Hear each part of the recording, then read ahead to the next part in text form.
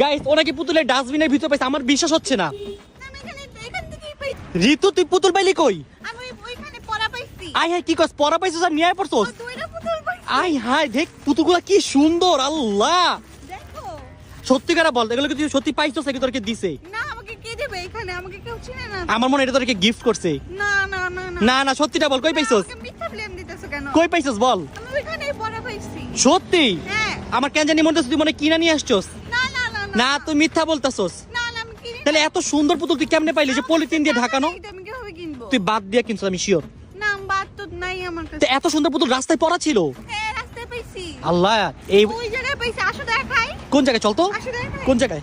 এই যে ডাস্টবিনে ফেলাই দিছি। ডাস্টবিনে? গাইস ওনাকে পুতুলের ডাস্টবিনের ভিতর পাইছে, আমার বিশ্বাস হচ্ছে না। আমি এখান থেকেই পাইছি। আচ্ছা তুই ডাস্টবিন ঘুরতেছিলি কেন বোন? আমি আসলে এখান দিয়ে হাঁটতেছিলাম, আমি ডাব খাইছি একটা। ও ডাব খায় ফালাইছিস পরে পাইয়া গেছস?